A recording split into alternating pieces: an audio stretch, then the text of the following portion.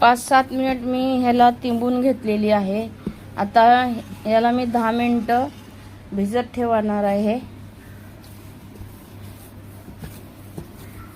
छान आपलं पीठ झालेलं आहे बघा, बघू शकता मंडळी। मी या डब्यात थांबा असं 10 मिनिटं तरी, अर्धा तास नाही तर 10 मिनिटं असं ठेवणार आहे। नंतर गोळे बनवणार आहे मंडळी, चाचणी बनवणार आहे मंडळी। एवढी साखर घेतली आहे मी, याच डब्याने पाणी पण घेणार आहे। जेवढी साखर तेवढंच पाणी। गॅसवर ठेवले मी। विलायची पावडर आहे। गॅस मोठाच ठेवायचा आणि असं उकळी आल्यानंतर थोडंसं असं फिरवायचं सारखं सारखं, म्हणजे काय होतं साखर खाली चिटकत नाही म्हणून। बघू शकता मंडळी, आपली चाचणी झालेली आहे। तर आपण गुलाबजामुन बनवूया आता, चेक करूया।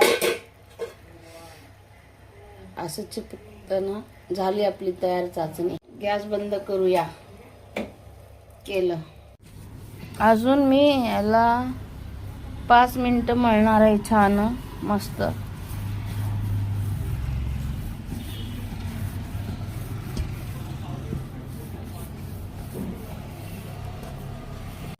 झालं पीठ मळून, बघू शकता पीठ कसं झालेलं आहे।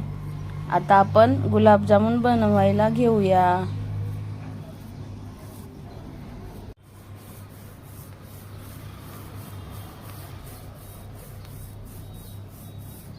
आता छोटे छोटे असे गोळे काढायचे आपण।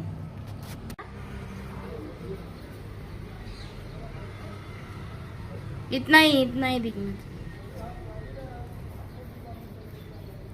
स्टॉप।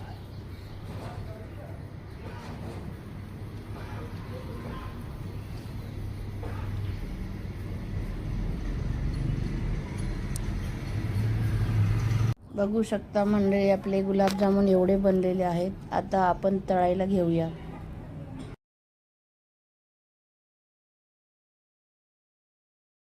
घरात खायला कसंही चालतंय। तेल ठेवलं होतं तापायला, आता बघूया तेल तापलेलं आहे छान मस्त। थोडंसं छोटंसं गुलाबजामुन टाकून बघत आहे, बघा तापलेलं आहे गुलाबजामुन। एकदम मंद गॅस केलाय मी। तेल तापले।